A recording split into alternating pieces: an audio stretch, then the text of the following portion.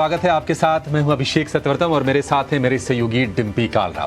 बाजार में अब 1 घंटे का सत्र बाकी है और आज है जनवरी सीरीज की एक्सपायरी कमजोर होने जा रही है।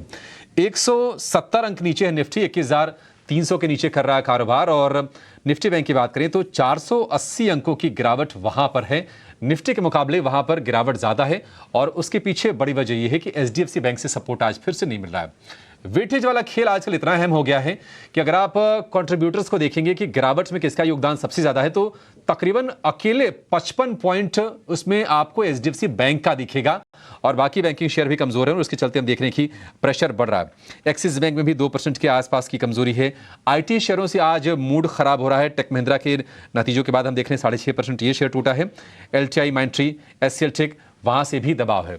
नतीजे अच्छे थे बजाज ऑटो के, वो शेयर आज है निफ्टी का टॉप गेनर, करीब 4-5% के आसपास की अच्छी तेजी है। और साथ साथ हम देख रहे हैं कि अगर रिलायंस भी मान लीजिए अगर आज कमजोर होता तो शायद बाजार में गिरावट ज्यादा होती, लेकिन रिलायंस से सपोर्ट मिल रहा है। 0.25% के आसपास की तेजी रिलायंस में है और तेजी में जो रिलायंस का योगदान होगा वो 20 से 25 पॉइंट के आसपास का होगा, लेकिन रिलायंस पर भी भारी पड़ रहा है एचडीएफसी बैंक का शेयर। इसके अलावा एनर्जी बास्केट में कोल इंडिया, एनटीपीसी के शेयर में आज हम देख रहे हैं कि आज तेजी का माहौल बना हुआ है। एडवांस डिक्लाइन रेशियो अभी भी तेजी के पक्ष में है। 1231 शेयर एनएसई पर मजबूती के साथ कारोबार कर रहे हैं और उसके मुकाबले 1050 शेयर गिरावट के साथ कारोबार कर रहे हैं। रोलओवर्स को समझेंगे कि अगली सीरीज के लिए संकेत क्या मिल रहे हैं, रोलओवर की कॉस्ट क्या है अगर आप अपने सौदों को कैरी फॉरवर्ड करते हैं, और सेक्टर्स, स्टॉक्स कहां पर आपके लिए मौके बन रहे हैं, ये सब कुछ समझेंगे। और अपने एक्सपर्ट से ये भी जानेंगे कि आपके लिए कमाई के मौके कहां पर बनेंगे इस शो के दौरान और आने वाले हफ्ते के लिए, यानी कि बजट वीक को लेकर। डिम्पी के पास पहले चलते हैं। डिम्पी बताइए, अब रोलओवर्स क्या संकेत दे रहे हैं और ये जो कमजोरी दिख रही है अभी फिलहाल ये छटने के आसार तो नहीं है? लगता है कि इसी लेवल्स के आसपास क्लोजिंग भी हो जाएगी। हाँ, क्लोजिंग भी इसी लेवल के आसपास होनी चाहिए अभिषेक। और दूसरा इम्पॉर्टेंट चीज़ है कि इस बार का रोल ओवर ना थोड़ा सा मैं बोलूँगा अभी 70% दिख रहा है। बैंक निफ्टी पे करीब 69% का और निफ्टी पे करीब 70% के आसपास का रोल ओवर है। मैं ना एक चार्ट आपको दिखाता हूँ, देखो आपको ना उससे काफ़ी हद तक आइडिया लग जाएगा। एक बार ज़रा मेरी स्क्रीन लेके आइए और ये ना निफ्टी का चार्ट हमने ड्रॉ किया हुआ है। एक बार ज़रा दिखा पाएंगे तो आप यहाँ पे देखेंगे तो उस चार्ट के अंदर ना एक रेंज में हम फंस गए हैं। 20 दिन टूटा हुआ है और 50 दिन की एवरेज बची हुई है। ये ना कशमकश का रेंज है और आप यकीन नहीं मानेंगे, ये एक दिन की कैंडल है। 1 candle is equal to 1 day. आप 4 दिन से इसी रेंज में आके फंसे हुए हैं। आपके पास 21,000 दिखाने को नहीं बन रहा है और 21,500 का पार नहीं कर पा रहे हैं। ये इस सीरीज का सबसे मतलब टफ फेज होता है जब आपको एक दिन गिरावट, एक दिन बढ़त, उसके बाद फिर साइडवेज, चर्निंग के तौर पे कुछ नहीं। एक आपको मैं मंथली रिटर्न और बताता हूँ। अगर आप निफ्टी का मंथली रिटर्न यानी कि सीरीज का रिटर्न देखेंगे तो करीब -2% है, बट बैंक निफ्टी का करीब -8% के आसपास पहुंच गया है। कहने का मेरे मतलब ये है कि बाजार के अंदर एचडीएफसी की वेटेज, जिसके भी आप वेटेज बता रहे थे, उसने डैमेज किया। एचडीएफसी ने औरों का भी स्टॉप लॉस कटवाया। एचडीएफसी ने कन्विक्शन को लो किया। ये आप देखिए इस महीने के अंदर 7.5% का कट, 3,500 पॉइंट बैंक निफ्टी टूटा। अब आप मेरे को जरा निफ्टी भी इसी तरह का एक मंथ का दिखाइए, निफ्टी भी दिखाइए इसी मंथ का। हाँ, आप दिस मंथ बैंक एचडीएफसी भी ठीक है, एचडीएफसी हटाइए एक मिनट के लिए, खाली निफ्टी दिखाओ और बैंक निफ्टी भी दिखाओ। ऐसे दोनों को ना एक साथ रखना, निफ्टी का रिटर्न और बैंक निफ्टी का रिटर्न, थोड़ा आपको आइडिया लगे। एक्सिस बैंक मत दिखाओ आप, ठीक? तो आपको ना इससे क्लियर हो जाएगा। आप देखो 2% वहाँ से फॉल है, वहाँ पे 8% का फॉल है। तो जो पनिशमेंट मिली हुई है ना वो बैंक निफ्टी को ज़्यादा मिली हुई है। और आप ना बैंक निफ्टी के अंदर कोई साइन नहीं है। एक और पॉइंट मैं नोटिस कराता हूँ, बैंक निफ्टी के पास कोई भी एवरेज नहीं बची है जिसको वो अभी होल्ड करे। उसकी 10, 20, 50, 100, 200 दिनों की एवरेज भी ब्रेकडाउन है, जबकि इसके पास यानी कि निफ्टी के पास अभी 50 दिन की एवरेज ब्रेकडाउन नहीं है। तो बाजार में जो कोर स्ट्रेंथ है वो निफ्टी के पास है, लेकिन जो वीक है, ओवरसोल्ड हो गया, वो बैंक निफ्टी हो गया। लेकिन अब अगली सीरीज़ में ही तय होगा। इस सीरीज़ में तो अभी कुछ नहीं तय होने जा रहा, ना ही ये रिकवरी इतनी फास्ट रहने जाएगी लास्ट के 1.5 घंटे में कि आपको एकदम से चमत्कार सा दिख जाए। लेकिन मैं फिर भी मैं बोलूँगा, अगर आपके जिनके पास भी पोजीशंस हैं, खासकर निफ्टी की, अगर वो थोड़ा बहुत रोल करना चाहे तो कर सकते हैं, लेकिन वो कम पोजीशंस को रोल करें। एग्जांपल मैं बता देता हूँ अभिषेक, जैसे मान लो आपका 10 लॉट हो तो आप आज 4 या 5 लॉट ही लेके जाओ, 5 लॉट को यहीं सेटल कर दो। अब आप बोलेंगे नहीं सर हमको तो घाटा हो जाएगा, जब आप कह रहे हो 5 लॉट जाएगा तो 5 लॉट कम फिर क्यों छोड़ के जाएं। सर हैवी पोजीशंस लेके जाओगे ना, अभी बाजार का था बेस नहीं है, हैवी पोजीशंस लेके जाओगे पहले मूड खराब हो जाएगा। लाइट पोजीशंस लेके जाओगे एक्सपेरिमेंट फिर कर पाओगे। तो इसलिए थोड़ा थोड़ा करके माल अपनी पोजीशंस रखो अपनी, और ज़्यादातर पोजीशन से भी बाहर रहो। और एक और चीज़ अभिषेक, मैं इसको कंक्लूड कर देता हूँ, फिर मेहमानों से जुड़ने का समय हो जाएगा। अगर आपको ऐसा लग रहा है कि इंडाइसिस समझ में नहीं आ रहा है, इंडाइसिस मेरे को वीक कर रहा है, मेरा मनोभाव तोड़ रहा है, तो मैं बोलूँगा बिल्कुल ठीक सोच रहे हो। निफ्टी अलग है, शेयर्स अलग है, तो आप शेयर्स पे ज़्यादा ध्यान दोगे ना, ज़्यादा कन्विक्शन, ज़्यादा क्लैरिटी है बजाय निफ्टी और बैंक निफ्टी के इस समय। निफ्टी की चाल तो डिम्पी निश्चित तौर पर अब जिस तरह से एचडीएफसी बैंक को लेकर चिंताएं हैं वो काफ़ी हद तक तय भी कर दे रहा है, और वो हम देख भी रहे हैं। मतलब रोज ये खेल हो रहा है। आप एडवांस डिक्लाइन रेशियो देखिए तो कुछ थोड़ी कहानी अलग दिखेगी, निफ्टी देखेंगे कहानी थोड़ी सी अलग दिखेगी। वो हमने आपको हाईलाइट करके बता भी दिया। अपने एक्सपर्ट्स को जोड़े उसके पहले एसबीआई लाइफ के नतीजे आए थे, और नतीजे आए हैं अनुमान से थोड़े से कमज़ोर। एक बार स्क्रीन पर लेकर आएंगे एसबीआई लाइफ के चार्ट को, और नतीजों को भी हम लेकर आएंगे। मुनाफे की बात करें तो 304 से बढ़कर 322 करोड़ का फिगर जरूर आया है, लेकिन अनुमान इससे कहीं ज्यादा का था, और हम देख रहे हैं कि इसके चलते ही 3% नीचे ये शेयर अब कारोबार कर रहा है। हालांकि दिन भर एक रेंज में ही रहा, कमजोरी के साथ ही रहा। 304 करोड़ से बढ़कर 322 crore per year on year ये फिगर है। इसमें देख रहे हैं कि ये प्रीमियम वगैरह की चीज़ें किस तरह से निकल के आती हैं उस पर भी नजर रहेगी, लेकिन अपने एक्सपर्ट्स को जोड़ते हैं और एसबीआई लाइफ से शुरुआत करके फिर आगे हम चर्चा को आगे बढ़ाएंगे। निमेश ठाकर हमारे साथ हैं, सुमित मूलचंदानी हैं, कपिल शाह और अक्षय भागवत, ये 3 हमारे टेक्निकल मेहमान आज के, जिनसे हम शेयरों पर ट्रेड लेंगे। इंडेक्स में अगर ट्रेड बनता है तो वो भी ट्रेड लेंगे। लेकिन निमेश जी, आप सभी का बहुत शुक्रिया। निमेश जी, शुरुआत आपसे करेंगे। एसबीआई लाइफ नंबर्स कमजोर हैं, शेयर में कमजोरी बढ़ रही है, क्या राय होगी आपकी? वेरी गुड आफ्टरनून अभिषेक। देखिए बाजार में जिस तरह से एक्सपेक्टेशन था, डेफिनेटली एक वीक सेट ऑफ नंबर आए हैं। मुझे लग रहा है कि कहीं ना कहीं स्टॉक के अंदर वो काफी टाइम से रिफ्लेक्ट भी कर रहा था, मार्केट की रैली के साथ स्टॉक पार्टिसिपेशन नहीं कर रहा था। मुझे लग रहा है कि और थोड़ी बहुत गिरावट आ सकती है स्टॉक के अंदर। फिलहाल जिस तरह से रिजल्ट्स आए हैं, अभी इनिशियल नंबर है, मुझे लग रहा है कि थोड़ी वेट एंड वॉच करनी चाहिए। नीचे की तरफ अगर बात करते हैं तो मुझे लग रहा है कि कहीं ना कहीं अगर ये फर्स्ट सेट ऑफ नंबर को देखे तो मुझे लग रहा है कहीं ना कहीं 1300 के लेवल तक स्टॉक गिर सकता है। तो फिलहाल अभी वेट एंड वॉच की राय है, अभी बाय करने की जल्दबाजी नहीं करनी चाहिए। खरीदारी करने की जल्दबाजी नहीं करनी चाहिए एसबीआई लाइफ के शेयर में। और जो आंकड़े आएंगे वीएनबी, वैल्यू ऑफ न्यू बिजनेस, और उसके मार्जिन के आंकड़े बहुत ही क्रूशियल होते हैं इंश्योरेंस कंपनीज में, वो भी हम लेकर आएंगे और थोड़ा सा और इसको आगे हम डिकोड करने की कोशिश ज़रूर करेंगे। लेकिन इंडेक्स को जरा फिर से समझ लेते हैं, अब चूंकि समय बच गया है 50-52 मिनट के आसपास का। कपिल, आप बताइए, क्या निफ्टी में या फिर निफ्टी बैंक में फिलहाल कोई ट्रेड बन रहा है? Good afternoon everyone. तो बेसिकली निफ्टी का हम पिछले काफी दिनों से जो रेंज हमने दिखी हुई है वो काफी वोलेटाइल, लेकिन एक रेंज में एक साइडवेज पैच की हमें देखने मिला हुआ है। स्टॉक प्राइस का अभी भी मैं आंकलन करता हूं मार्केट के लेवल्स का, तो कहां ना कहां पे ऊपर में हमें 21,500 के लेवल के रेजिस्टेंस देखने मिल रहे हैं, और नीचे में इंट्राडे में आपके कुछ सपोर्ट लेवल्स देखने मिल रहे हैं 21,200 के लेवल के अराउंड। तो ट्रेड वाइज इतना तो निफ्टी पे तो ऐसा क्लैरिटी नहीं देखने मिल रही है, लेकिन हाँ 21,170 के लेवल के यहाँ पे मार्केट का सपोर्ट लेवल है, तो यहाँ से हमें कुछ रिकवरी या बाउंस देखने मिल सकता है। तो इंट्राडे या फिर बीटीएसटी निफ्टी में लॉन्ग के साइड हम कर सकते हैं। इंडेक्स को लेकर ये व्यू, हालांकि उसमें शर्तें अप्लाई हैं जो कुछ भी कपिल कह रहे हैं, लेकिन अब ये काम करते हैं, ट्रेडिंग कॉल्स ले लेते हैं कि स्टॉक्स में आपके लिए मौके कहाँ पर बन रहे हैं। शुरुआत अक्षय आपसे करेंगे, बताइए कहाँ पर मौके हैं, बाय करेंगे, सेल करेंगे, या फिर दोनों तरह की कॉल्स आपके पास हैं? Good afternoon to all.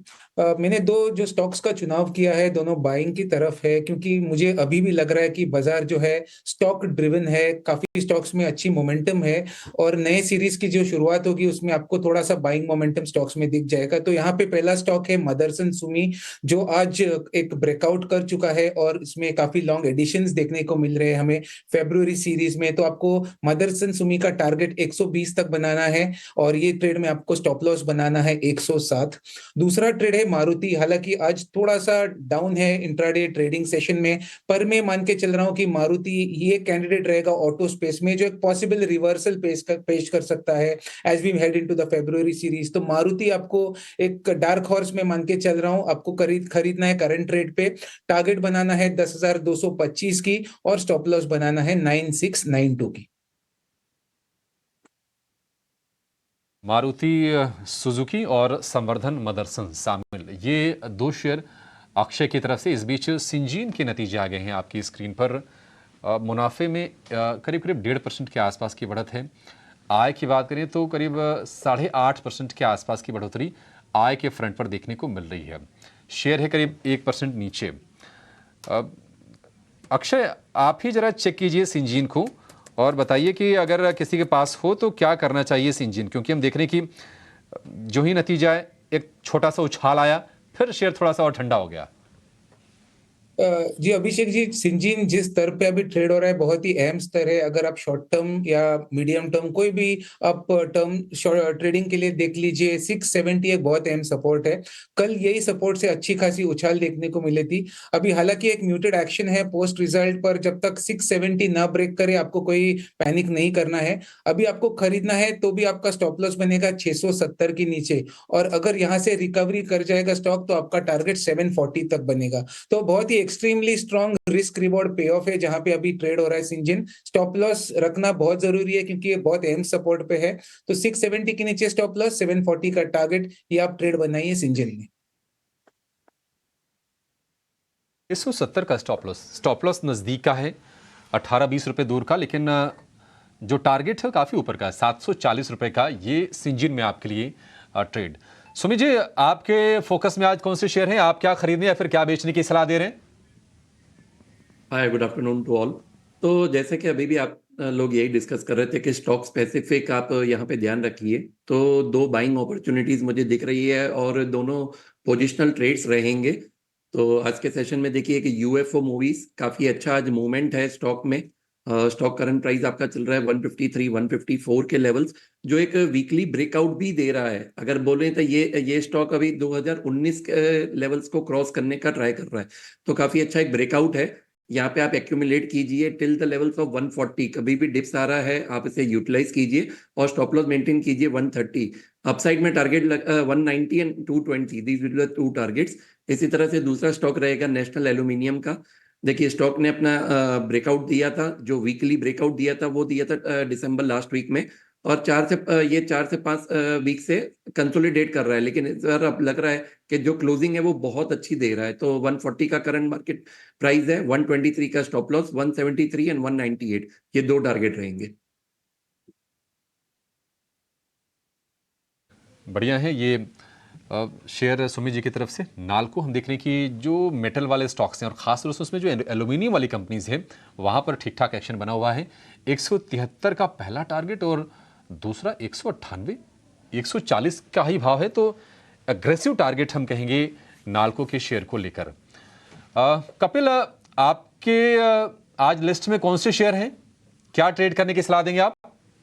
जी अभिषेक, मेरे लिस्ट में दो स्टॉक है। एक पहला है फिनोलेक्स केबल्स का, और फिर केबल्स के स्टॉक्स में हमने काफी कुछ मोमेंटम देखने मिली हुई है। और स्टॉक का जो मंथली चार्ट का स्ट्रक्चर में देखता हूं तो वो भी काफी पॉजिटिव रिजल्ट में हमें देखते हुए मिल रहा है। वीकली चार्ट पे एक फ्लैट पैटर्न का ब्रेकआउट आ रहा है, और आज के दिन में जो डेली चार्ट के जो रेजिस्टेंस लेवल थे उसके 1110 के अराउंड के, तो उसके ऊपर अभी सस्टेन करने लग रहा है। तो फिनोलेक्स केबल पे मेरा एक बाय का व्यू रहेगा करंट मार्केट प्राइस से, और नीचे में स्टॉप लॉस आएगा आपका 1000 के लेवल के अराउंड, और ऊपर में जो इसके अपसाइड पोटेंशियल होगी वो कहां ना कहां पे 1210 के लेवल तक हमें देखने मिल सकती है। और जो दूसरा मेरा पिक है वो अशोक लेलैंड पे शॉर्ट के साइड होगा, क्योंकि मेरा देखना और मानना ये है कि ऑटो सेक्टर्स ने रिसेंटली अंडर परफॉर्म किया हुआ है, और वो ऑटो सेक्टर के अंदर भी एलसीवीज एचसीवीज का जो सेगमेंट है वहां पे अंडर परफॉर्मेंस हमने काफी टाइम से देखने मिल रहा है। अशोक लेलैंड अपना डेली चार्ट पे ऑलरेडी लो की सीक्वेंस बना चुका है। मंथली चार्ट पे भी कुछ एक नेगेटिव डेवलपमेंट हमें देखने मिले हुए हैं। 169 पे ट्रेड कर रहा है, तो यहाँ पे एक शॉर्ट टर्म व्यू बनता है। स्टॉप लॉस ऊपर में 175 का रहेगा, और नीचे में हमें टारगेट 155 के देखने मिल सकते हैं।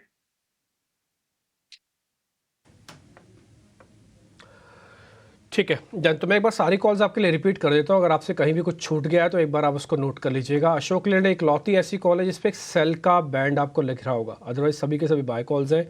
तो ये तो पहला पॉइंट हो गया क्लियर करने के लिए। दूसरा, अब देखो माफ़ कीजिए, आप देखोगे कि मेटल्स और ऑटो दो ऐसे सेगमेंट है जहाँ पे कहीं ना कहीं आपको मार्केट का मोमेंटम दिखेगा। तो पहले मैं जरा सुमित की कॉल्स पे आता हूँ। सुमित ने एक यूएफओ दिया है। यूएफओ ना, अगर आप मैं ठीक हूँ, मैंने इसका एक बार इसका डिविडेंड चेक किया था यूएफओ का, यूएफओ मूवीज़ का ही। अगर मैं ठीक हूँ तो ये शायद वन ऑफ द अच्छा प्लेयर है, बिगेस्ट प्लेयर है डिविडेंड देने वाला।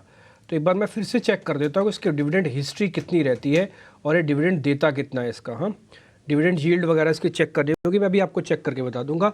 बट ये शेयर टेक्निकली अच्छा है, आज 10% ऊपर है। आपको खुद इससे अंदाज़ा लग गया होगा कि कितनी कोर स्ट्रेंथ है इसमें। दूसरा है नाल्को। कपिल के शेयर जरा नोटिस कीजिएगा। फिनोलेक्स इकलौता सेल दिया उन्होंने अशोक लीलैंड। अक्षय ने दिया है मारुति और एक दिया है मदरसन। तो आपके क्या हो गए, ट्रेड ना लिमिट में हो गए। आप ऑटो एंसिलरीज और दूसरा हद तक मेटल्स में थोड़ा बहुत निर्भर हो गए। तो यही मार्केट का फ्लेवर है। एक का सबसे कम रोल ओवर जा रहा है, एक का बहुत अच्छा रोल ओवर जा रहा है। और यही मैंने सुबह भी आपको नोटिस कराया था कि कम वाले और ज़्यादा रोल ओवर वाले ना स्टॉक्स को लिस्ट बना लिया करो। अगले मंथ में आप उनको लेके जाओ और उनके अंदर आपको कुछ ना कुछ अच्छा ट्रेड जरूर मिलेगा। एग्जाम्पल के लिए 4-4 सौदे लिखो, दोनों के 8 सौदे हो गए, छटाई करो, 3 सौदे निकालो, 3 सौदे आपका पूरा सीरीज़ बना देंगे। इसलिए मैं आपको ज़्यादा और कम रोल ओवर दोनों देता हूँ। खैर आगे बढ़ते हैं। CMC इन्फो के नंबर्स भी आ गए हैं। तीसरी तिमाही में 7% की बढ़ोतरी रही इनकी आय में, मुनाफा करीब 14% के आसपास बढ़ा, हालांकि मार्जिन्स पर दबाव रहा।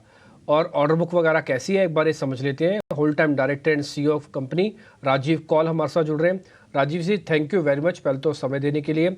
सर Q3 के नंबर एज पर एस्टिमेटेड है, बट आपके मार्जिन्स में डिप है, ये किसकी वजह से है, प्रेशर क्यों आया सर, जरा एक बार बताइए। और ये बॉटम बन जाएगा क्या यहीं पे ही?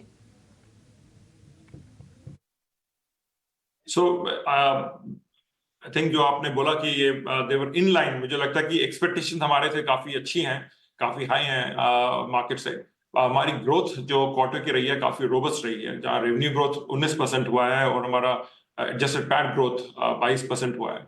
और मार्जिन्स जो आप देखें हमारे पिछले 3 साल में our PAT margins have expanded by 850 pips. काफी रोबस्ट ग्रोथ है और हमारे FY23 के एंड तक हमारा जो PAT था करीब 15.9% था। These are very, very high and good quality margins. So I don't think you should think of bottoming out because this is not margins going down, this is actually margins going up. तो मेरे हिसाब से आपका सवाल थोड़ा सा उसको मैं थोड़ा क्लैरिफाई करना चाहूंगा कि वो margins have gone up substantially. We would hope to maintain margin profile, but our business has different contribution and different mix, and that can lead to some changes on a quarter-to-quarter basis. ठीक है राजीव जी, अगर आपके managed services business की अगर बात करें तो वहां पर बहुत अच्छी ग्रोथ है, रेवेन्यू में करीब 17% के आसपास का उछाल है। तो क्या मान के चलें कि ये जो ट्रैक्शन आपने बनाया है, ग्रोथ का मोमेंटम जो बना है, ये आगे भी कंटिन्यू होगा या फिर इसमें कोई सीजनलिटी वाला कोई एंगल है इसमें? मैनेज्ड सर्विसेज बिजनेस, हमारे जो बिजनेस है उसमें हम काफी लार्ज बैंक साथ काम करते हैं, तो उसमें एक seasonality is linked to orders, RFPs का closure और contracting cycle. So it's not something which is like a logistics business, which is more steady state and growing on a very sustainable basis. And managed service business में basis order wins, there can be some quarters with very high growth. But if you think, अगर हमारे managed service business देखें, इसको हमने incubate किया था 2013, 14, 15 में, और उसका अभी quarterly run rate almost 230-235 crore तक आ गया है। सो अगर वो ट्रेंड चलती रही तो इस बिजनेस का रेवेन्यू अगले साल FY25 में करीब 1000 करोड़ तक हो सकता है, which is a very good scale up of a business जो हमने खुद इंक्यूबेट किया है, उसमें खुद इन्वेस्ट किया है, and this not through any material acquisitions. So I think our managed services business is leading in our growth on a smaller base, but अब उसका भी बिजनेस का कंट्रीब्यूशन काफी इंपॉर्टेंट और अच्छा हो गया है। इस क्वार्टर में अगर आप देखें मैनेज्ड सर्विसेज बिजनेस का कंट्रीब्यूशन 40% हो गया है रेवेन्यू का, जो कि हमारा FY25 एंड का फोरकास्ट था, बट इस क्वार्टर में हमने उसको अचीव किया।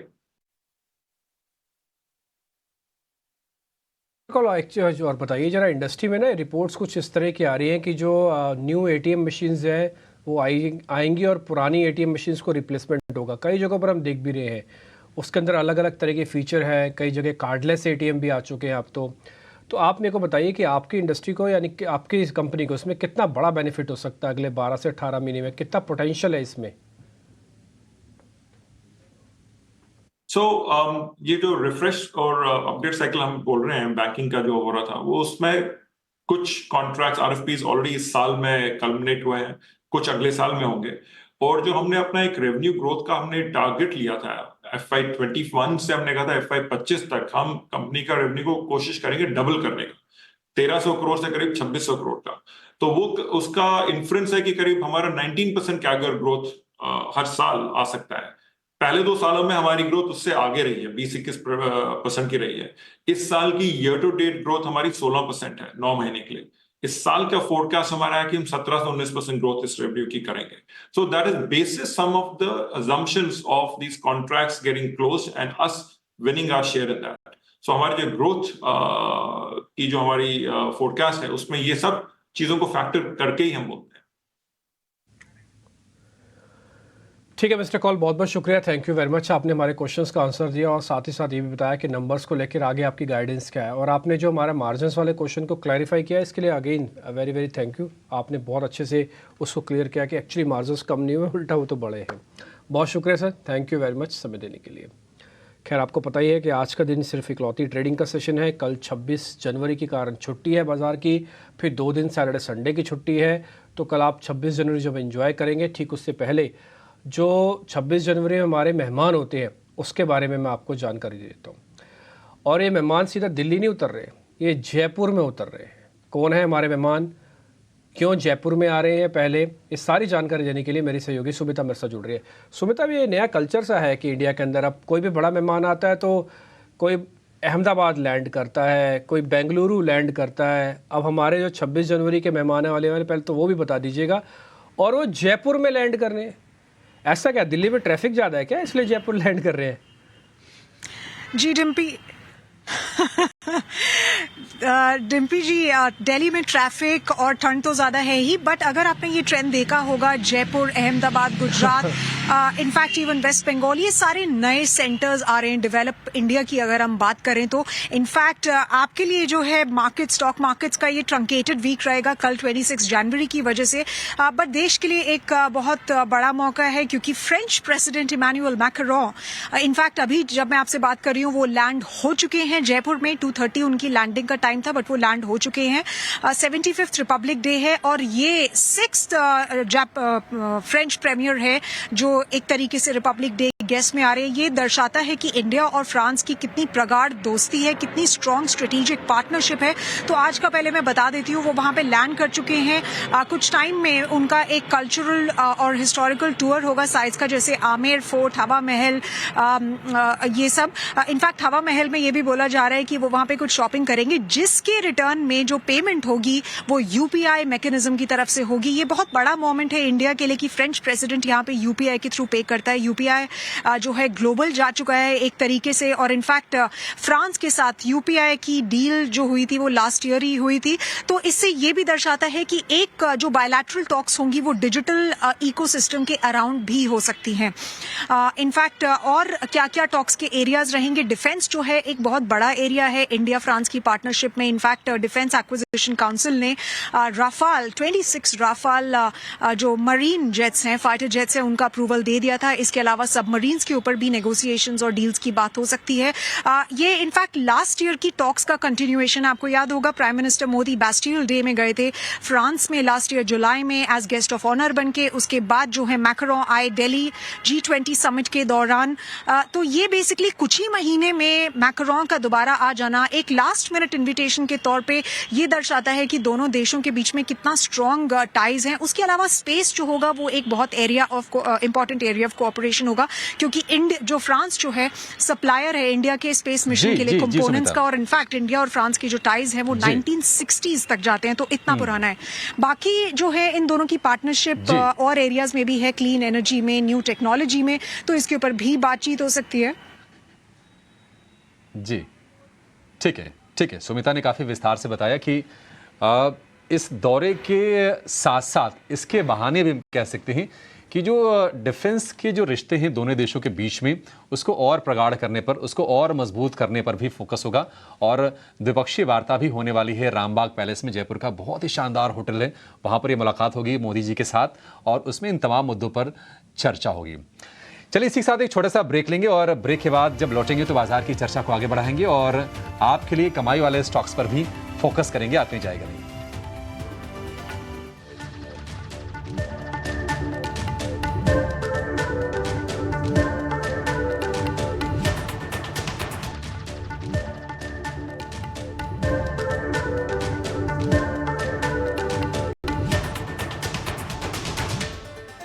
क्लोजिंग कॉल में आपका फिर से स्वागत है। बाजार में दबाव कायम है, निफ्टी है 200 अंक नीचे। निफ्टी बैंक की बात करें तो 500 अंकों से ज्यादा की गिरावट इस वक्त दिख रही है। आईटी शेयरों से पूरा दबाव है। बैंकिंग ने भी माहौल आज खराब करके रखा है। एचडीएफसी बैंक और एक्सिस बैंक के चलते हम देख रहे हैं कि प्रेशर काफी ज्यादा है। बजाज ऑटो चाल इसलिए अच्छी है, नतीजे बहुत अच्छे आए थे और कुछ कुछ अच्छे फैक्टर्स भी हैं। एक तो रिपोर्ट्स अच्छी आई थी, बायबैक वाला भी ट्रिगर था, तो शेयर लगातार मोमेंटम में था। अब 7,500 रुपए के ऊपर जाकर ये फिर से कारोबार कर रहा है 5% की शानदार तेजी इसमें। लेकिन अभी हमने ब्रेक से पहले अपनी संवाददाता सुमिता से बातचीत कर रहे थे। जयपुर से सीधी तस्वीरें अब आ रही हैं फ्रांस के राष्ट्रपति इमैनुअल मैक्रों, जो कि कल हमारे रिपब्लिक डे परेड की चीफ गेस्ट हैं, वहाँ पर वो लैंड कर चुके हैं और उनकी अगवानी करेंगे जयपुर में भारत के प्रधानमंत्री नरेंद्र मोदी। और ये कार्यक्रम आज शुरू होकर कल रात तक खत्म होगा। आज जयपुर में रहेंगे, दोनों लीडर्स के बीच बातचीत भी होगी। मैक्रों की बात करें तो लैंडिंग के बाद ऐसी जो आइटनरी है उसके मुताबिक आमेर किले का दौरा करेंगे 3:15 बजे, शाम को 5:30 बजे जंतर मंतर जाएंगे। उसके बाद रामबाग पैलेस में पीएम मोदी के साथ 7:15 बजे आज एक द्विपक्षीय बैठक है। रात को 9 बजे के आसपास दिल्ली के लिए निकल जाएंगे और कल रिपब्लिक डे का कार्यक्रम है, वहां पर वो चीफ गेस्ट के तौर पर शिरकत करेंगे। लेकिन बाजार में हम देख रहे हैं कि मुश्किलें थोड़ी सी गहरा सी रही हैं, मतलब कोई रिकवरी, कोई संकेत नहीं है। एक शेयर इस पर आपसे राय चाहेंगे अक्षय जी। बालकृष्ण 7% की तेज गिरावट, और परसों के सत्र में देख रहे थे कि जब टायर स्टॉक्स चल रहे थे तो बीकेटी नहीं चल रहा था। बालकृष्ण, आपको लगता है कि गिरावट और गहरा सकती है क्या? अगर बालकृष्ण का आप चार्ट स्ट्रक्चर देखें तो एक बहुत ही अहम रेजिस्टेंस से सेलिंग प्रेशर बनता हुआ दिखा है, जो है 2700। तो 2700 एक बहुत स्ट्रॉन्ग रेजिस्टेंस था और वही एरिया से सेलिंग आया है और ये जो सेलिंग है एक्सटेंड होके आपका ओवरऑल 2400 तक जा सकता है।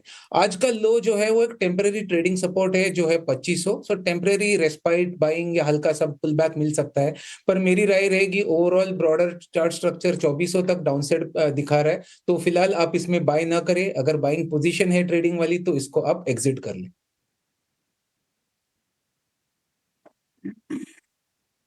बालकृष्ण इंडस्ट्रीज के हालांकि नंबर उतने खराब नहीं थे, आज सुबह तो ठीक भी खुला था लेकिन उसके बाद इसने फिर से तेज गिरावट दिखाई। अब करीब 7% ये नीचे आ गया। सूर्य रोशनी के नंबर्स ऑर्डर्स का एक खबर आ रही नीचे, 60 करोड़ रुपए के आसपास का ऑर्डर है, 3.5% ऊपर है। जल्दी से टेक चेक ले लेते हैं, फिर आपको आईटीसी के नंबर के बारे में भी जानकारी देंगे। एक प्रीव्यू हमने बनाया हुआ है, विनी मोतीवाला मेरी सहयोगी है, वो आपको बताएंगी। सूर्य रोशनी एक बार कपिल जल्दी से चेक कर लो, एक ऑर्डर की खबर आई है 60 करोड़। वैसे देखा जाए तो ज़्यादा नहीं है, समय ठीक है, शेयर चल रहा है, ऑर्डर आ गया ऊपर से। इंटरमीडिएट करेक्शन तो हमें देखने मिला हुआ है। आज के दिन में थोड़ा सा इंप्रूवमेंट भी है, ओवरऑल स्ट्रक्चर काफी अच्छा है, तो मुझे लग रहा है कि रिकवरी हमें देखने मिलनी चाहिए। और ऊपर में जो इसके रेजिस्टेंस हमें देखने मिलते हैं वो 830 के अराउंड आते हैं, तो वहां तक की मोमेंटम चेस्ट होनी चाहिए 830 तक।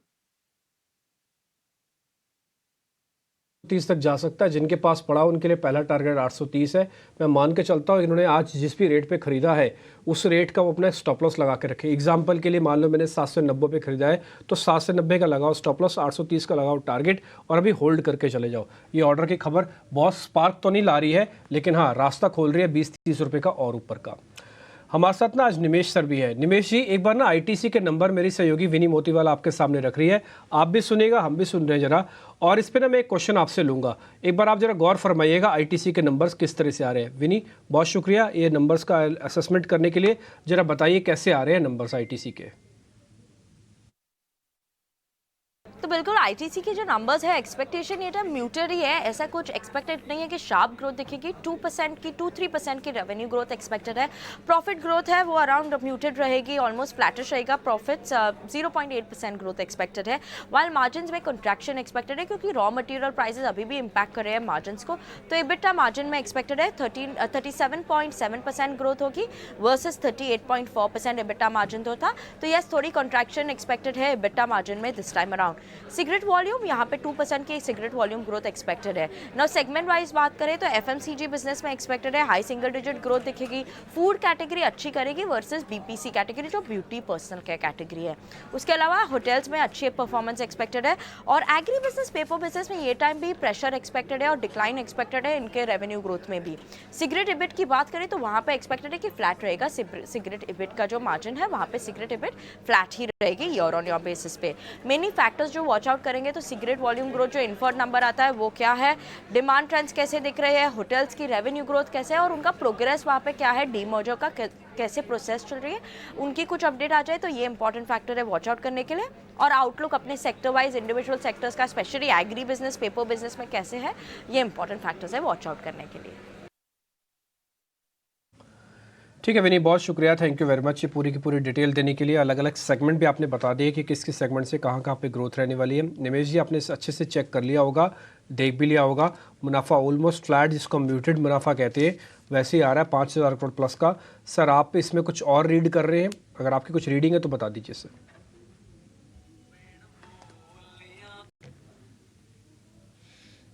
अगर हम लोगों ने देखा था कि एक म्यूटेड परफॉर्मेंस था, उससे मार्केट को इस बार अच्छी बात यह है कि आईटीसी से ज्यादा एक्सपेक्टेशन नहीं है।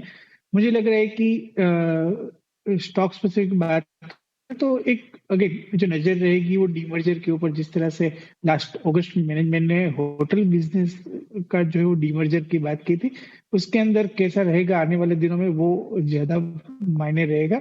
बट ऑल ओवर मुझे लग रहा है कि एक लॉन्ग टर्म के लिए से अगर आज रिजल्ट फ्लैट आता है और स्टॉक के अंदर कोई भी गिरावट देखते हैं तो मुझे लग रहा है कि आईटीसी जो है उनको करंट मार्केट सिनारियो के अंदर आईटीसी मुझे काफी अच्छा लग रहा है और मैं बाय रिकमेंड करूंगा। कोई भी डिप्स आता है तो आईटीसी के अंदर बाय करके चलना चाहिए। ठीक है, कोई भी डिप आ रहा है तो आप कह रहे हैं आईटीसी के अंदर बाय करके चलना चाहिए। आईटीसी के हालांकि मार्जिन्स में श्रिंक आ रहा है लेकिन ये ज़्यादा नहीं आना चाहिए। प्रॉफिट जितना उम्मीद कर रहे हैं 1% उससे कहीं ज़्यादा आ जाए और मार्जिन जितना एक्सपेक्ट कर रहे हैं कि थोड़ा श्रिंक हो गया, थोड़ा कम हो गया आएगा, थोड़ा कम ना हो, फ्लैट भी आ जाए तब भी चल जाएगा। तो आप आईटीसी को एक सेवर के तौर पर देखेंगे, तो आईटीसी से फिलहाल अभी दूर रहना चाहिए, जैसे निमेश जी आपको मोटा मोटी आइडिया दे रहे हैं। बाजार में थोड़ी रिकवरी आ रही है, पिछले 1-1.5 घंटे में करीब 200 पॉइंट बैंक निफ्टी ने निचले स्तरों से रिकवर कर लिया है। और ऑप्शन का चैंपियन देने के लिए हमारे साथ आदित्य अरोड़ा भी जुड़ चुके हैं। उनसे पता करते हैं कि क्या कॉल लेनी है अभी या फिर अभी भी रुकना चाहिए। एक बार जरा पता करते हैं, आदित्य अरोड़ा को लेके आइए ऑप्शन का चैंपियन के लिए।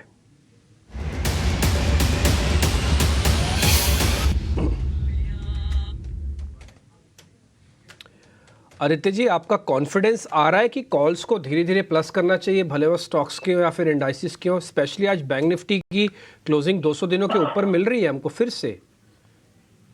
बिल्कुल, गुड आफ्टरनून डिम्पी जी। देखिए, बाजार में मुझे लगता है अभी थोड़ा सा कंफ्यूजन है या डिस्ट्रीब्यूशन है।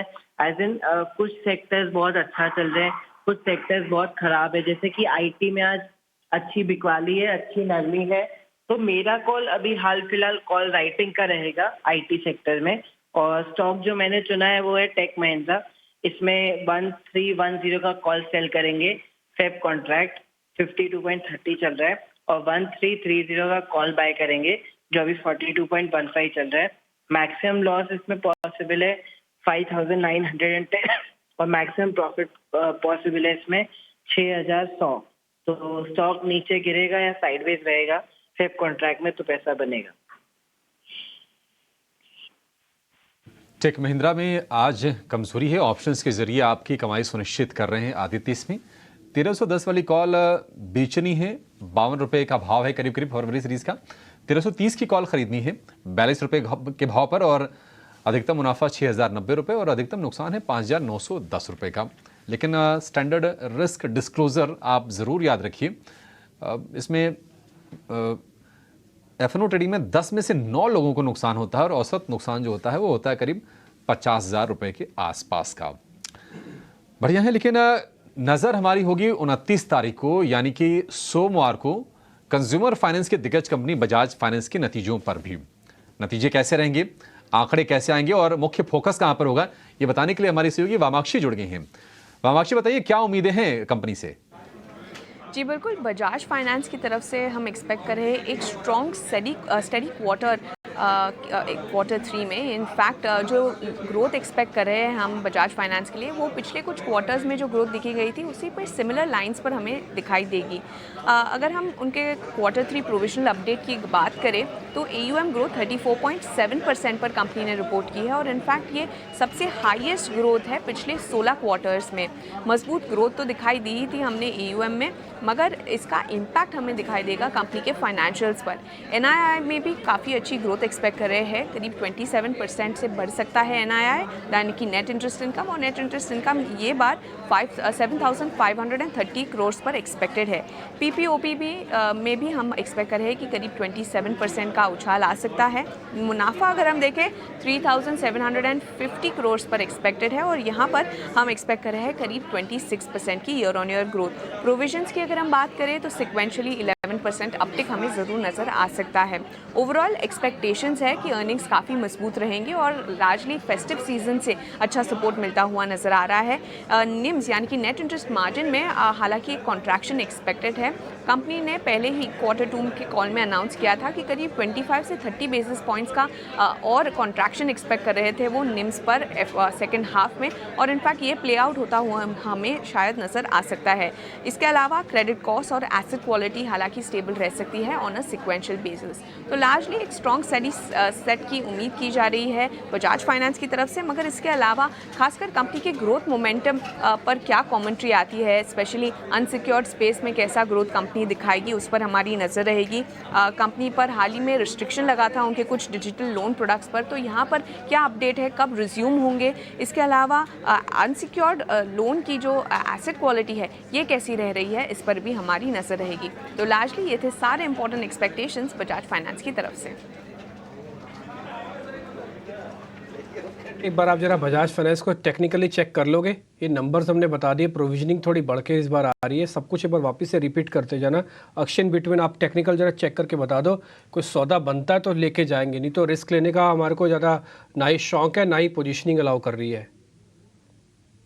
बजाज फाइनेंस टेक्निकली देखे तो बहुत ही अहम टेक्निकल सपोर्ट जोन में है, जो है करीबन 7,000 का स्तर। तो 7,000 इंपॉर्टेंट सपोर्ट जोन है। पिछली बार भी बहुत अच्छा उछला था यहाँ से, बस थोड़ी मोमेंटम की कमी है क्योंकि सपोर्ट से थोड़ा उछलना जरूरी है। तो मैं कंडीशनल बाय की रिकमेंडेशन रखूंगा कि थोड़ा सा एक मोमेंटम पकड़ने दे स्टॉक को, 7,150 ये लेवल पार करने दे, तभी आप 7,000 के नीचे स्टॉप लॉस बना के आप बाय कर ले। फिलहाल एक वेट एंड वॉच अप्रोच रखे।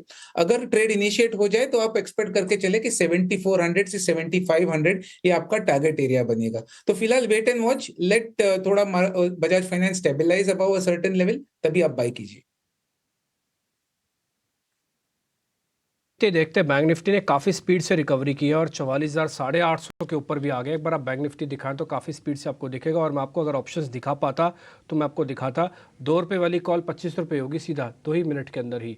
ये जो बैंक निफ्टी की रिकवरी आ रही है मैं उसी कॉल की बात कर रहा हूँ, और दोनों नहीं 44,800 क्योंकि एट द मनी है, उसकी कॉल और पुट दोनों गलने जा रही हैं, ख़त्म होने जा रही हैं।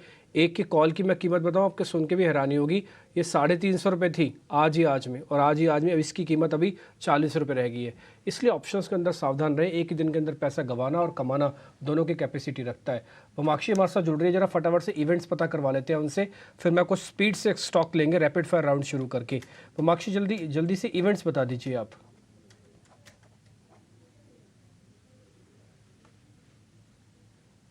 अगर हम देखें जनवरी 29 को हमारी नज़र होगी IRFC और ब्लू जेट हेल्थ पर। लॉक इन पीरियड समाप्त हो रहा है इन काउंटर्स के लिए। इसके अलावा ग्रासिम भी फोकस में रहेगा क्योंकि कंपनी का जो राइट्स इशू है ये बंद होने जा रहा है। बजाज फिनसर्व, गणेश बेंजोप्लास्ट और SEPC की बोर्ड की बैठक भी होने जा रही है फंड रेजिंग को लेकर। और इसके अलावा गरवरे टेक्निकल फाइबर्स भी बायबैक पर अपना निर्णय लेंगे जनवरी 29 को। जनवरी 29 को निफ्टी कंपनीज में से काफ़ी सारी दिग्गज कंपनी, जैसे कि मैंने अभी कहा, बजाज फाइनेंस के नंबर्स आएंगे, ITC, BPCL और NTPC के नंबर्स एक्सपेक्टेड हैं। मगर इसके अलावा अगर हम देखें तो दूसरे भी दिग्गज कंपनीज़ हैं जैसे कि मैरिको, गेल, वोडाफोन आइडिया, ब्रामल एंटरप्राइजेस, इनके भी नतीजे एक्सपेक्टेड है जनवरी 29 को। जनवरी 30 को अगर हम देखें तो BLS ई सर्विसेज का जो IPO है यह सब्सक्रिप्शन के लिए खुलने जा रहा है। स्किपर भी फोकस में रहेगा क्योंकि इनका जो राइट्स इशू है ये खुलेगा और धमपुर शुगर का जो बायबैक प्रोग्राम है ये शुरू होने वाला है। इसके अलावा ये दिन पर हमारी नज़र होगी डॉक्टर रेड्डीज, बजाज फिनसर्व और L&T पर, क्योंकि इन कंपनीज़ की तरफ से नतीजे आएंगे। और दूसरे दिग्गज कंपनी में Piramal pharma, PB fintech, M&M financial services और कोचिन शिपयार्ड जैसे बड़े नाम भी शामिल है। जनवरी 31 को लॉक इन पीरियड समाप्त होने जा रहा है सेलो वर्ल्ड और हुनासा कंज्यूमर के लिए। और इसके अलावा मारुति सुजुकी, सन फार्मा पर हमारी नज़र रहेगी क्योंकि इन दोनों कंपनीज़ के नतीजे आएंगे जनवरी 31 को। इसके अलावा Jubilant FoodWorks, IDFC limited, Amara Raja batteries, Shree cement, bank of Baroda जैसे काउंटर्स भी हमारे रेडार पर रहेंगे। फरवरी 1 को एक काफ़ी इंपॉर्टेंट दिन है, इनफैक्ट सबसे इम्पॉर्टेंट दिन है, ना कि ये महीने, ये साल का ये काफ़ी इंपॉर्टेंट दिन है क्योंकि इंटरिम यूनियन बजट ये दिन आएगा। इसके अलावा फेड का जो इंटरेस्ट रेट डिसीजन है ये भी ये दिन पे आने वाला है और उसी के बाद FOMC की प्रेस कॉन्फ्रेंस भी होगी। ऑटो सेल्स के भी आंकड़े आएंगे जिसके चलते ऑटो शेयर्स भी हमारे रेडार पर रहेंगे। सालासार टेक फोकस में रहेगा क्योंकि बोनस शेयर्स को कंसिडर करने वाली है इशू कंपनी। और इनफैक्ट निफ्टी कंपनीज में से Titan, Adani enterprises, Adani ports के भी नतीजे आएंगे तो डेफिनेटली ये भी हमारे रेडार पर रहेंगे। इसके अलावा फरवरी 2 को संदूर मैंगनीज फोकस में रहेगा क्योंकि बोनस इशूज़ शेयर का होने वाला है, 5:1 का ये रेशियो है। और टाटा मोटर्स, UPL, ये जो निफ्टी कंपनीज हैं इनके नतीजे आएंगे। और इसके अलावा अगर हम देखें तो LIC housing finance, Mahindra life space developers, InterGlobe aviation जैसे काउंटर्स भी हमारे रेडार पर रहेंगे उनके Q3 नंबर्स को लेकर। अक्षय, बहुत शुक्रिया, थैंक यू वेरी मच सब कुछ बताने के लिए। 1 तारीख कुल मिला के काफ़ी इंपॉर्टेंट है, बजट, फेड की बैठक के बयान, फेड की बैठक इनफैक्ट, तो ऑटो सेल्स के नंबर वगैरह बहुत कुछ रहेगा। तो आपको थोड़ा 31, 1, 2 इस पर थोड़ा तैयार रहिएगा और हम भी तैयार हैं इस पूरी बजट की कवरेज के साथ। आगे बढ़ें, जरा स्पीड से कुछ एक शेयर्स ले लेते हैं क्योंकि मार्केट के अंदर रिकवरी काफ़ी फास्ट आई है। सुमित जी, मैं आपके पास ही आ रहा हूँ। पहले, क्या मैं कोई ऑप्शंस का ट्रेड लेके जा सकता हूँ, कोई कॉल लेके जा सकता हूँ इंडाइसिस की? मेरे को अभी पूरा ट्रस्ट तो नहीं है बट आज के बेस पे ट्रस्ट है जो आज मार्केट बना रहा है। जी बिल्कुल, जो रिकवरी है काफ़ी मार्केट ने अच्छी दी है और खास करके बैंक निफ्टी ने, लेकिन एग्रेसिव प्लेयर्स ही ये ट्रेड लें क्योंकि 2 दिन की छुट्टी है तो टाइम वैल्यू, टाइम डिके हो सकता है। उसकी वजह से माइट भी पॉसिबल है कि अगर गैप अप भी मिल रहा है तो फिर उस तरह से प्रीमियम या फिर वैल्यू का रिटर्न ना मिले। तो अगर किसी को यहाँ पे ट्रेड लेना है तो 45,000 का कॉल जो 31 जनवरी का रहेगा एक्सपायरी, आप वहाँ पे बाइंग कर सकते हैं। तो करंट मार्केट इज अराउंड 380, यहाँ पे आप स्टॉप लॉस मेंटेन कीजिए 300 का, और हमें लग रहा है कि ये अपसाइड में 600 तक भी कॉल जंप हो सकती है। सुमित जी, जब आप हमको तरफ देख के बोल रहे हो तो आप साइड में क्या देखते हैं? आपके टीवी स्क्रीन लगा हुआ है क्या वहाँ पे? क्या मतलब आप कुछ बोर्ड है, लैपटॉप है, क्या है आपके साइड में? बिल्कुल, पूरा ट्रेडिंग डेस्क एक बना हुआ है तो डेटा उसी तरह से ही मेंटेन करनी पड़ती है सर। अच्छा, तो मतलब डाटा वगैरह देखते हो, आपने स्क्रीन लगा रखी है। कुछ स्क्रीन की हमको भी फोटो वोटो भेजो सर, थोड़ा हम भी जरा देखें क्या टर्मिनल कैसे आप इस्तेमाल करते हो, कैसे चीज़ों को पकड़ते हो। अब मैं तो, मेरा मन करे ना मैं ट्रेडिंग कॉल की जगह सेशन लगवाऊँ लर्निंग का आप सबसे बिठा के कि आप शेयर को पकड़ते कैसे हो और छोड़ते कैसे हो आप। मतलब मेरे को ट्रेडिंग में ज़रा इंटरेस्ट नहीं रहता, मेरे को उसकी अर्निंग्स में, उसकी लर्निंग में ज़रा इंटरेस्ट रहता है। खैर एनी हाउ, मैं ज़रा कपिल से स्पीड से शेयर लेता हूँ। कपिल, क्या मैं रिलायंस की कॉल मैंने 2700 की ले रखी है, उसको कवर करके चलूँ क्या? JSW स्टील के नंबर आप सेकंड साथ में दिखा दीजिएगा। कपिल, 2700 की कॉल मैंने ले रखी है, रिलायंस की लेके जाऊँ? अगले महीने की है। जी, हम इसको ट्रेड कर सकते हैं क्योंकि रिलायंस ने पिछले 2 साल का रेंज का ब्रेकआउट दिया हुआ था, इनफ रिट्रेसमेंट भी आ गया था। 2 दिन पहले का जो सेलिंग पड़ा हुआ था वहां पे एक सेलिंग क्लाइमेक्स भी देखने मिल चुका हुआ है और इंट्राडे के जो इसके रेजिस्टेंस लेवल है वो भी हमें ब्रीच होते हुए देखने मिल रहे हैं। तो मुझे लग रहा है कि 2700 के लेवल पे चल रहा है तो स्टॉक को ऊपर की अपसाइड पोटेंशियल कहां पे 2750 तक की आ सकती है, तो उतने तक के लेवल के लिए हम फॉलो को कैरी कर सकते हैं। 17 करोड़ रुपए का मुनाफे का अनुमान था, अब मुनाफा आया करीब 2415 करोड़ रुपया JSW स्टील का। निमेश जी, आपकी रिकमेंडेशन, ये एक्सपेक्टेड था, इतना ही आना चाहिए था? ये ऐसा तो नहीं है कि सेल ऑन राइज हो जाएगा, यानी कि जैसी मार्केट के अंदर न्यूज़ आएगी फिर बाहर हो जाएंगे इससे हम? ऐसा तो नहीं आपको फील हो रहा JSW स्टील में? स्पेस पूरा जो है वो एक अच्छा परफॉर्म कर रहा है। हम लोगों ने कल टाटा स्टील्स के भी रिजल्ट देखे थे, काफी बेहतरीन रिजल्ट आए थे। मुझे लग रहा है एक साइक्लिकल सेक्टर है और जिस तरह से स्टॉक परफॉर्म कर रहा है आने वाले दिनों में बेहतर परफॉर्म कर सकता है। तो डेफिनेटली व्यू जो है वो करंट लेवल से एक बुलिश रहेगा और ऑलरेडी हमने स्टॉक के ऊपर के लेवल से एक करेक्शन आते हुए देखा है। तो आई थिंक एक short to medium term point of view से बाई करके चलना चाहिए। मुझे लग रहा है कि फिर से ये काउंटर जो है वो 900 से 950 तक के लेवल आने वाले दिनों में दिखा सकता है। तो व्यू बुलिश से करंट लेवल से मैं बाय रिकमेंड कर रहा हूँ।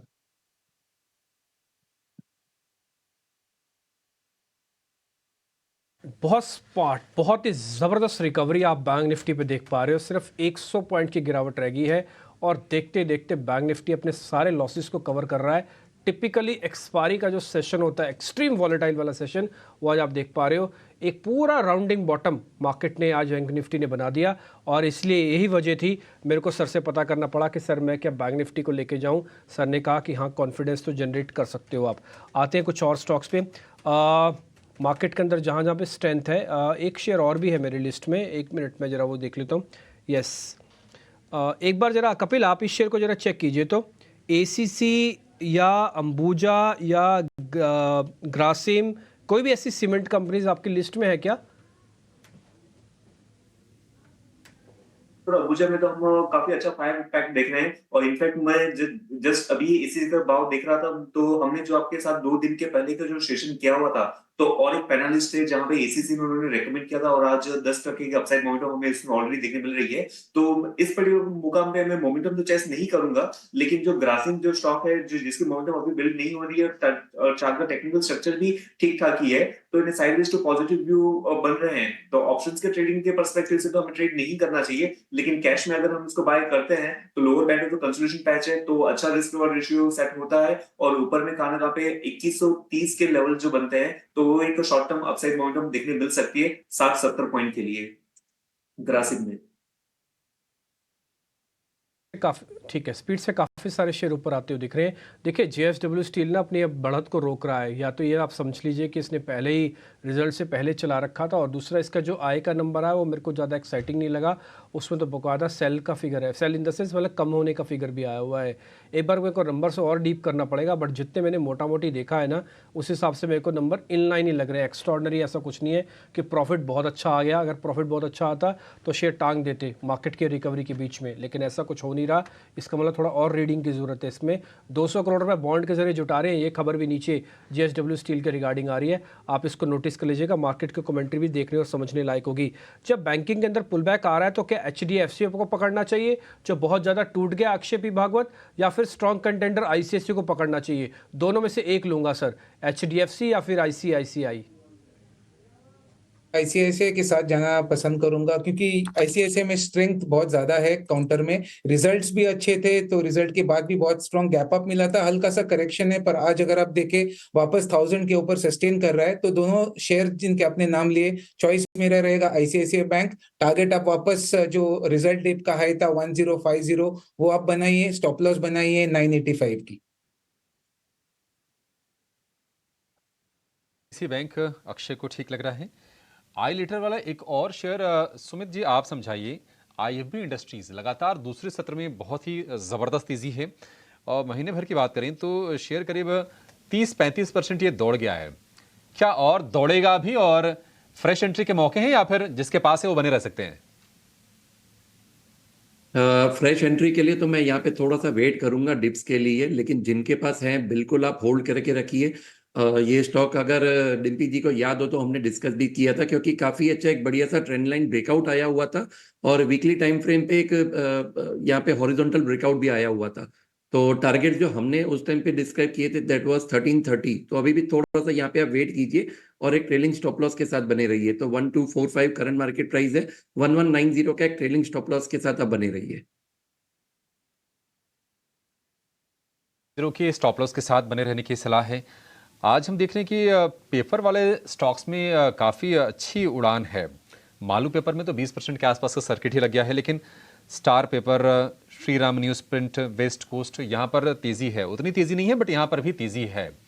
कपिल जी, कहीं पर मौके आपको दिख रहे हैं इसमें, इस स्पेस में? जी पेपर स्टॉक पे मेरा रडार काफी लिमिटेड है, लेकिन उस लिमिटेड रडार में जेके टायर नॉर्मली मैं ट्रैक करता हूँ। तो जेके टायर का ब्रेकआउट मंथली चार्ट में हमें देखने मिला है, लेकिन अभी तक इतना डेसिसिव डेवलपमेंट नहीं देखने मिली हुई है। तो मुझे लगता है कि थोड़ा सा नीचे रिट्रेसमेंट में वहां पे बाय के मौके हमें देखने मिल सकते हैं। तो 420 के लेवल पे चल रहा है स्टॉक, और नीचे में इसके 405 के लेवल्स अच्छे सपोर्ट लेवल मुझे दिख रहे हैं। तो थोड़ा सा रिट्रेसमेंट है 405 के लेवल के यहाँ पे, तो बाय का व्यू बनता है थोड़ी 398 पकड़ी की ने स्टॉप रखी लॉस हो के तो मजा साथ, आएगी। और और 435 के अपसाइड पोटेंशियल देखने मिल सकती है। जेके पेपर 420 रुपए के आसपास ये ट्रेड कर रहा है। 1.5% के आसपास की तेजी है। तेजी इसकी और बढ़ सकती है। बाजार बंद होने में 6-7 मिनट के आसपास रह गया है। जरा ये समझ लेते हैं अपने सभी एक्सपर्ट से कि उनकी नज़र में बीटीएसटी या फिर एसटीबीटी के मौके कहाँ पर हैं। रिकवरी बहुत शानदार है, मतलब बहुत शानदार है, ऐसी उम्मीद थी नहीं। सिर्फ 100 अंक की गिरावट रह गई निफ्टी बैंक में, और निफ्टी बैंक की बदौलत ही निफ्टी ऊपर आया है, निफ्टी बैंक की स्ट्रेंथ के चलते। क्योंकि 500 अंकों के आसपास की गिरावट थी, अब वो घट के 90-95 अंक के आसपास रह गई है। और बैंकिंग में छोटे छोटे जो बैंक हैं ना, वहां पर भी अच्छा खासा एक्शन है। नतीजा है इंडियन बैंक की, वो शेयर चल रहा है। धनलक्ष्मी बैंक चल रहा है। पीएनबी के भी नतीजा थे, पीएनबी में भी हम देख रहे हैं कि 3-3.5% के आसपास की ठीक ठाक तेजी है। अक्षय जी, बीटीएसटी आपकी नजर कहां गई है, कहां पर मौके बन रहे हैं? जी, बैंकिंग ने गए आधे घंटे में अच्छा चाल दिखाया है, तो यहाँ पे मेरा चॉइस रहेगा पंजाब नेशनल बैंक। 105 का रेट है। बीटीएसटी परफेक्ट बीटीएसटी कैंडिडेट है। लॉन्ग रोल ओवर्स अच्छे दिख रहे हैं फरवरी सीरीज में। 110 का टारगेट आपको बना के चलना है with a stop loss of 100। 100 का स्टॉप लॉस, 110 के टारगेट, 106 रुपए के आसपास ये ट्रेड कर रहा है। तो बीच का मामला है, मतलब 5 रुपए 6 रुपए नीचे का स्टॉप लॉस है, 4-5 रुपए ऊपर के टारगेट है। सुमित जी, आपके रडार पर कौन सा शेयर है? पहले तो एक अपडेट देना चाहूंगा। जस्ट अभी हमने 45,000 का जो कॉल डिस्कस किया था 31 जनवरी का जो एक्सपायरी था, 380 वाला अभी 460 के करीबन ट्रेड कर रहा है। तो अगर इंट्राडे में किसी को प्रॉफिट बुक करना है तो अच्छा चांस है। दूसरा, बीटीएसटी में देखिए अंबुजा सीमेंट, अगर चार्ट स्ट्रक्चर देखा जाए तो डेली में काफी अच्छा एक फ्लैग एंड पोल का ब्रेकआउट है। बीटीएसटी कैंडिडेट भी है और पोजिशनल ट्रेड के लिए भी यहाँ पे आप बाइंग कर सकते हैं। तो बीटीएसटी अगर किसी को लेना है तो यहाँ पे 547 का आप स्टॉप लॉस मेंटेन कीजिए और टारगेट मेंटेन कीजिए 590 का। अगर किसी को पोजिशनल यहाँ पे बाय करना है तो हमारा सजेशन रहेगा 525 का और टारगेट रहेगा 637। जो दूसरा स्टॉक रेडार पे है वो है बजाज फिनसर्व। देखिए Bajaj Finserv lower time frame पे एक डबल बॉटम का फॉर्मेशन करके अब डब्ल्यू शेप रिकवरी के लिए माइट भी जा सकता है। तो 1630 का यहाँ पे आप बाइंग कीजिए with the stop loss of 1610 and for the target of 1665। 1665 के टारगेट बजाज फिनसर्व के लिए। अंबुजा के लिए जो पोजिशनल टारगेट है वो 637 रुपए का बड़ा टारगेट है अंबुजा के लिए। और आज हम देख रहे हैं कि अडानी ग्रुप के जो दोनों ही सीमेंट वाले स्टॉक्स हैं वहाँ पर तेज़ी बनी हुई है। एसीसी तो 12-13% ऊपर इस वक्त कारोबार कर रहा है। अक्षय जी, आप क्या रेकमेंड करेंगे? बीटीएसटी में बाय वाला ही कोई ट्रेड है या एसटीबीटी भी करें? कोई सेल वाली कॉल निकल के आ रही है, या फिर जो रिकवरी आई है उसमें सारे के सारे अब मंदी वाली सोच खत्म हो गई? नहीं, मंदी का तो रुख बना रहेगा, पर स्टॉक्स में अब देखें तो ओवरऑल जो मोमेंटम है काफी बाय की तरफ ही चेज हो रहा है। नया सीरीज स्टार्ट हो रहा है, तो पहला दिन नॉर्मली आप अगर देखें 3 दिन का छुट्टी था, इसलिए थोड़ा वोलेटिलिटी था। बजट आप आगे देख रहे हैं अगले हफ्ते, तो इसके चलते मैं कोई शॉर्ट करके जाने में नहीं रिकमेंड करूंगा। मोमेंटम इंटैक्ट रहेगा। आपके जो स्टॉक्स है, सीमेंट हो या इंफ्रास्ट्रक्चर रिलेटेड हो, जो बजट थीम वाले स्टॉक्स हो, वो सब चलेंगे अगले हफ्ते, ये मेरा मानना है।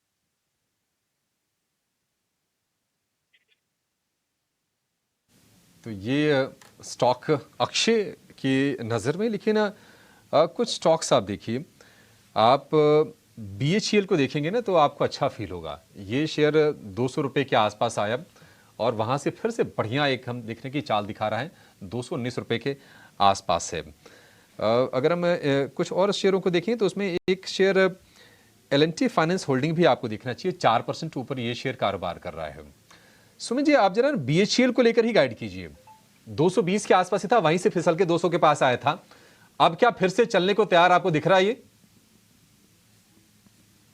देखिए बिल्कुल यहाँ पे एक छोटा सा प्रॉफिट बुकिंग आया था, बल्कि ये पिछले अपने जो रेजिस्टेंस था वही लेवल से 200 का जो लेवल था वहीं से ही बाउंस बैक दिखा रहा है। तो बिल्कुल यहाँ पे अभी भी जिनके पास होल्डिंग है आप यहाँ पे बने रहिए। सेम स्टॉप लॉस रहेगा 200 का।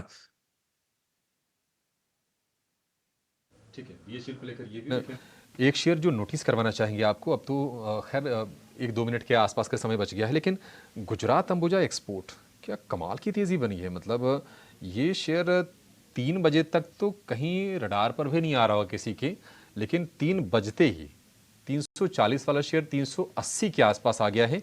13% के आसपास का ज़बरदस्त उछाल इस वक्त हम गुजरात अंबुजा एक्सपोर्ट के शेयर में देख रहे हैं।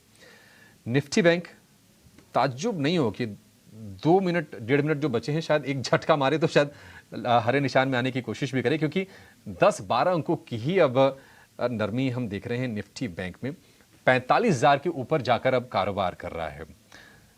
अच्छी चीज़ ये रही कि बजाज ऑटो ने आज अपनी स्ट्रेंथ को बरकरार रखी और सपोर्ट मिला है। अगर हम रिकवरी में देखेंगे तो आईसीसी बैंक से, जिसकी डिम्पी भी चर्चा कर रही थी कि आईसीसी बैंक बेहतर है या फिर एचडीएफसी बैंक, तो निश्चित तौर पर आईसीसी बैंक ने दिखाया है कि वो आज के सत्र में बेहतर है। जेएसडब्ल्यू स्टील के नतीजा है, वहां पर हमने तेजी दिखी। रिलायंस ने भी अच्छी स्ट्रेंथ दिखाई है। शो की शुरुआत में करीब 0.7% के आसपास की तेजी थी, अब 1% से ज्यादा का मूव है। तो रिकवरी वाले कई सारे जो दिग्गज हैं वो सामने निकल के आज के सत्र में आए हैं। डिम्पी ऐसी क्लोजिंग 1 घंटे पहले उम्मीद कोई नहीं करके चल रहा होगा। देखिए इफेक्ट है और आपको यह एक्सपेक्ट होना भी चाहिए, क्योंकि 14.5-15 का विक्स पे अगर आप ऐसे नहीं चलेंगे तो फिर कैसे चलेंगे। और ये रिवर्सल भी हो सकता है, ऐसा नहीं है कि ये रिकवरी आई है, ये इतनी स्पीड से 500 पॉइंट को और भी नीचे भी गिर सकता था। तो आपको थोड़ा बी अवेयर रहना है, थोड़ा सावधान रहना है। और जैसे मैंने कई बार बोलता हूँ कि मार्केट बहुत ज़ोर से शेक कर रहा है, और इस शेकिंग के अंदर आप परसेंटेज में निकालेंगे तो कुछ भी नहीं हुआ पूरे मंथ में। निफ्टी के अंदर तो कम से कम कुछ भी नहीं हुआ खास, लेकिन शेकिंग के हिसाब से ऐसा हुआ है कि हर दिन लगता था आज टूटे, और हर दिन लगता था आज तो रिकवरी का दिन है। तो ये बाजार का एक फील है, ये आपको थोड़ा इससे हट के काम करना पड़ेगा, थोड़ा अपने दिमाग को, दिल को, दोनों को मजबूत करना पड़ेगा। 1274 शेयर ऐसे हैं जो एडवांसेस में हैं, 1000 शेयर का डिक्लाइंस है, कांटे की टक्कर थी। बैंक निफ्टी ने कमाल करके ये दिखा दिया है। देखिए एक और चीज़ मैं बता दूं, बैंक निफ्टी अपने 200 दिनों को डैमेज को कंट्रोल करने में कामयाब हो गया। 21,300 का एक मल्टी तो पॉइंट्स में आपको नीचे दिख रहा होगा, लेकिन ये कामयाबी है। कल जस्ट इसका उल्टा हुआ था, कल बाजार अच्छे नोट पे बंद हुआ था पर रेजिस्टेंस के नीचे जाके बंद हुआ था। आज बाजार की रिकवरी है तो सपोर्ट के ऊपर जाके बंद हुआ है। सिर्फ यही फर्क है, यही आपको चीज़ नोटिस करनी है। अगर आपने कर ली तो फिर आपका काम बन सकता है। और लास्ट में देखिए ना कैसे आपको सुमित ने एक जो कॉल बताई 45,000 की, वो स्पीड से ऊपर आके आज बेनिफिट आपको दिलवा के गई है। तो अब कल गणतंत्र दिवस की आपको हम पहले से ही बधाई देना चाहेंगे। मेरी तरफ से, अभिषेक की तरफ से, 18 स्वदेश की पूरी टीम की तरफ से, सभी मेहमानों को, सभी व्यूअर्स को। कल छुट्टी होगी, कल तो आपसे मुलाकात नहीं हो पाएगी, परसों और तरसों भी नहीं होगी, सीधा सोमवार को ही होगी अब आपसे मुलाकात। लेकिन आप अच्छे से एंजॉय कीजिए। और मैं बोलूँगा कि अभी थोड़ा फेस्टिवल सीज़न चल रहा है। पहले रामलला जी आए, अब गणतंत्र दिवस है और उसके बाद फिर बजट है। तो ये फेस्टिवल का दौर लगातार जारी है, मार्केट का भी और साथ ही आपके संस्कारों से भी।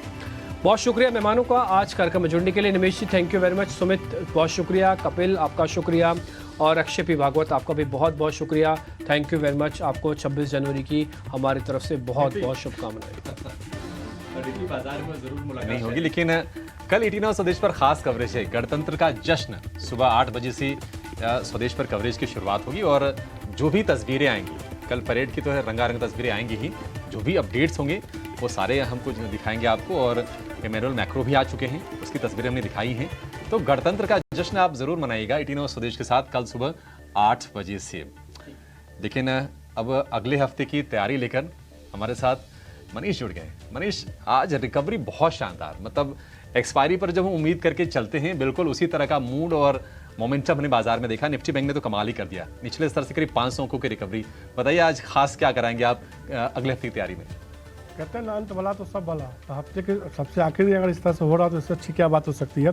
ये भी तो हो सकता है कि डिम्पी और आप दोनों आ रहे हैं मुंबई, तो बाजार आपके आने से पहले तेजी की सलामी दे रहा है। आ रहे हैं ना? हाँ हाँ बिल्कुल। तो ये भी तो चीज होना, लेकिन हमारे को बाजार से मत कनेक्ट कीजिए मनीष जी, आ रहे हैं वो बात अलग है।